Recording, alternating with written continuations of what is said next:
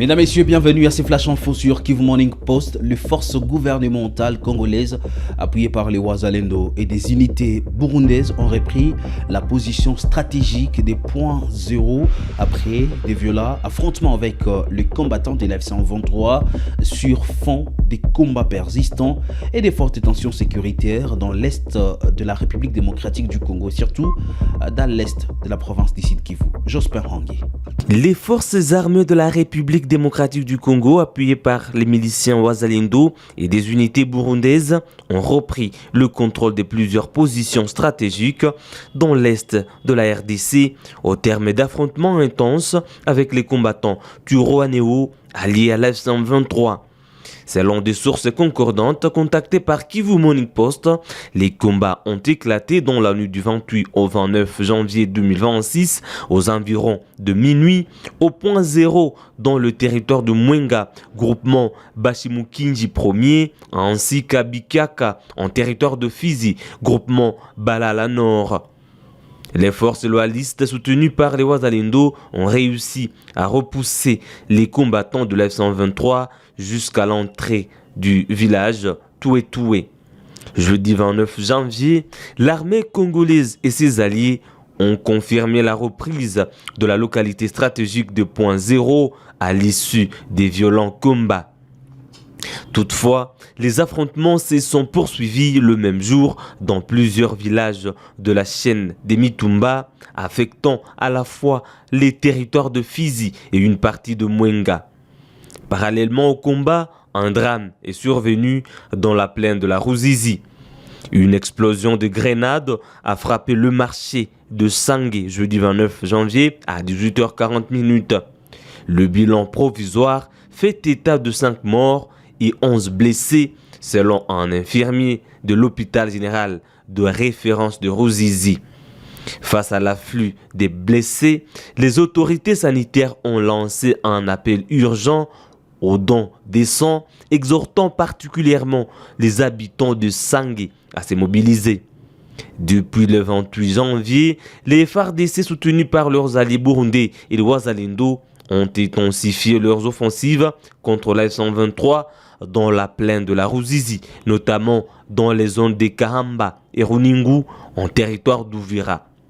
Ces développements interviennent malgré l'annonce d'un cessez-le-feu unilatéral par la F-123 et les efforts diplomatiques en cours menés notamment par Doha et Washington.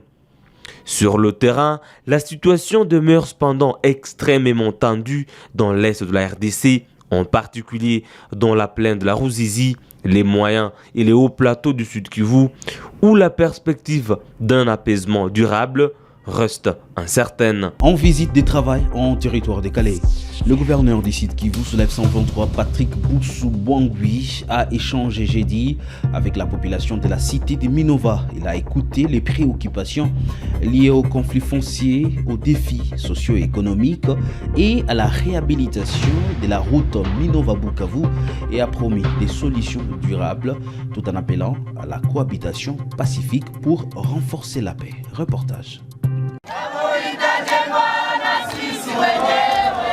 Une foule compacte réunie au grand terrain de football de la cité de Minova dans l'extrême nord du territoire de Calais au sud Kivu. De you-you, de joie et la clameur des habitants rassemblés pour écouter le message tant attendu de l'autorité provinciale. Voici qui couvre cette ambiance électrique en ce deuxième jour de la visite de travail du gouverneur Patrick Boussou-Bouangui dans cette partie de la province, mercredi 28 janvier 2026. Qu'une année après la libération de Minova et des contrées environnantes, la population y vit désormais la paix et un sentiment de renouveau. Le gouverneur du Sud Kivu, accompagné du chef des départements à la mobilisation du mouvement révolutionnaire AFCM23, Désiré Roukomera et d'autres personnalités de l'Alliance, s'est livré ici à un exercice inédit d'échange citoyen à bâton rompu avec la population. Une fois n'est pas coutume, la population s'est exprimée, le cœur ouvert, sans tabou sur diverses questions de la vie de la cité. Les conflits fonciers, les challenges économiques et sociaux, la réhabilitation des infrastructures de base, la cohésion sociale, bref, tout a été abordé, permettant à l'autorité provinciale de prendre des mesures idoines et de résoudre des problèmes qui pouvaient l'être sur le champ, à la grande satisfaction de tous. Le gouverneur du Sud Kivu a responsabilisé également les autorités territoriales pour combler les espoirs de la population, leur enjoignant par l'occasion à demeurer toujours proche et attentif à ces problèmes. Sasa tuko na lazima ya nguvu yenu, mutusaidie tugombee nchi yetu pamoja. Si mnafurahia amani mnakuwa nayo, na hiyo amani tungali natumika. Kwa hiyo tunataka watu wakuwe na lala usingizi hapo kimya, wafanye kazi zao na mtu asikuwe kuwaderanger. Mnasikia? Tumetuma waaskari wetu wengine mumabilima huko tu.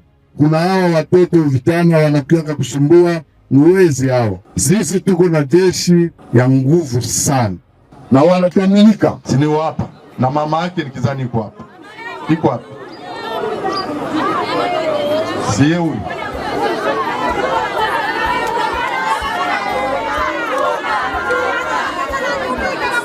Huyu si ni mtoto wako? Ndio.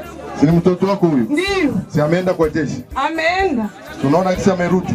Ndio. Au furahi kumuona? Ninafurahi juu na mimi nilikuja tu hapa sikuwa nazia kanda muone. Yaani shukuru neme. Aha, tunaona amerudi. Ndio kabisa. Sasa ndio anatembea na mimi fasi yote niko yeye anakuwa. Hata aone telefoni zangu yeye ndio yuko nazo. Mungu awabariki sana. Mimi Mungu apewe sifa kumuona ni mzima. Mungu awabariki. Sawa, asante. Si munaona sasa? Wewe ndio ongea na mama. Wewe ndio ongea.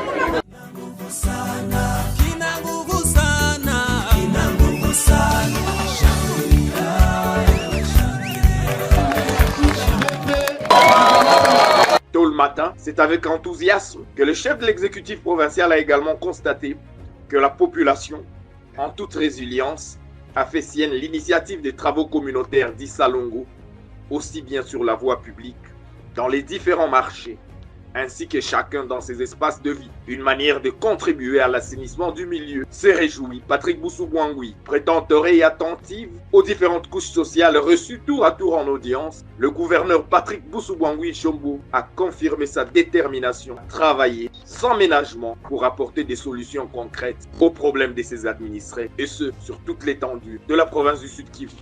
Une quarantaine de jeunes volontaires a rejoint jeudi 29 janvier 2026 l'armée révolutionnaire congolaise ARC du mouvement AFC Enfant 3 à l'issue d'un meeting populaire tenu dans les quartiers Katoy et Le Volcan dans la ville du Goma.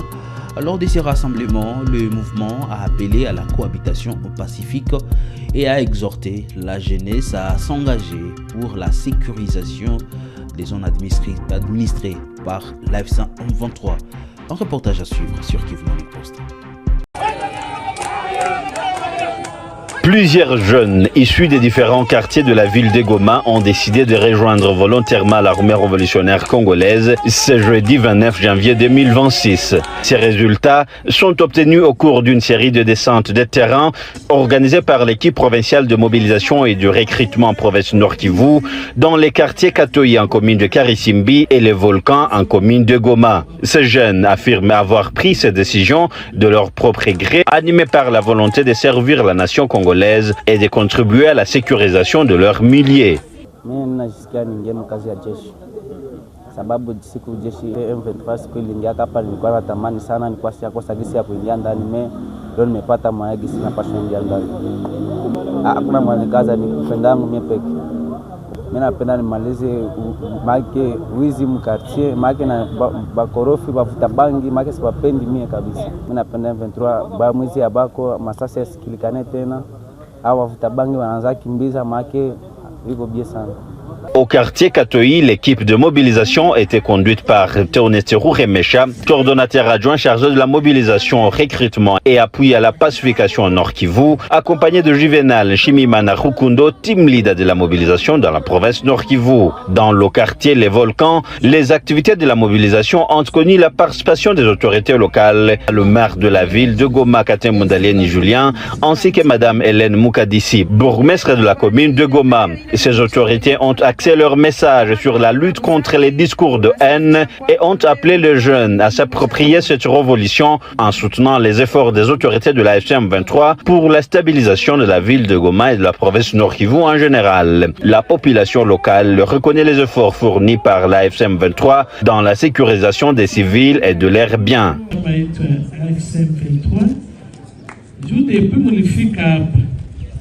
Vraiment, un changement, surtout au cadre sécuritaire. Pourquoi tu n'as là la kweli, atuwe pe bakaratu voler baliendaka, atuwe bia mingi benetune. À Lubumbashi, un incendie d'origine électrique a détruit jeudi 29 janvier 2026 les centres hospitaliers de la prison centrale des Kasapa à Lubumbashi. Dans le Haut-Katanga, la police nationale congolaise a sécurisé le périmètre pour éviter toute panique, tandis que les détenus malades ont été évacués. Le sinistre a causé d'importants dégâts matériels, mais n'a fait aucune victime. Reportage.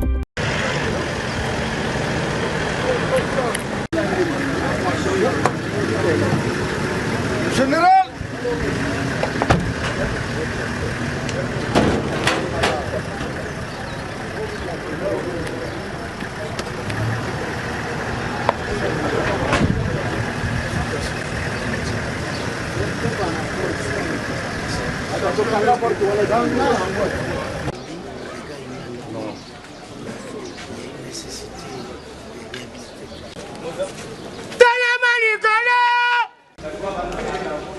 Oui, mais on est comme ça. Général à la police.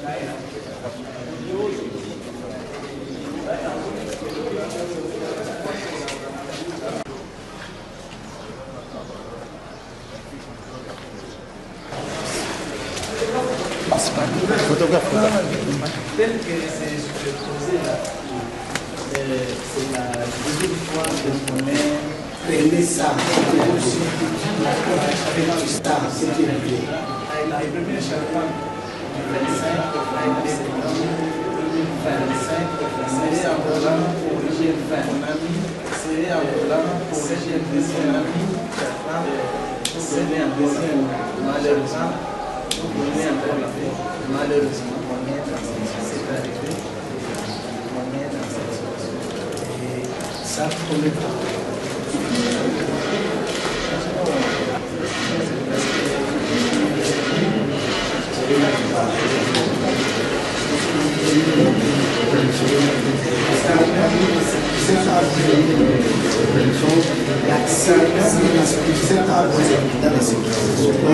L'accès, c'est l'aspect dans la sécurisation. L'accessibilité.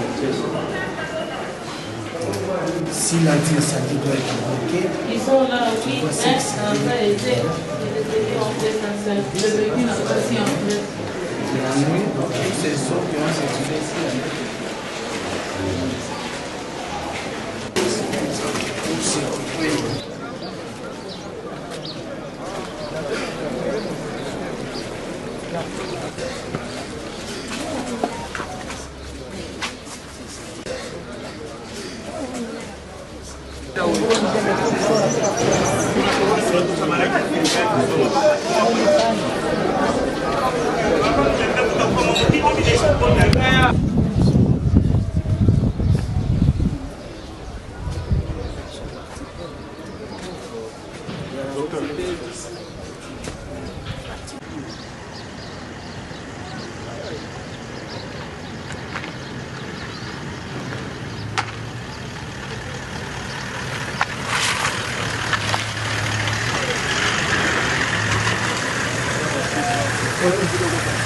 À 30 janvier 2026, messieurs, dames, fin de ces flash infos sur Kivu Morning Post, la référence des informations à l'est de la République démocratique du Congo. C'est nous. Abonnez-vous à votre chaîne pour ne rien rater et avoir surtout des informations crédibles, vérifiées sur terrain, seulement retrouver sur Kivu Morning Post. D'ici là, pour d'autres nouvelles.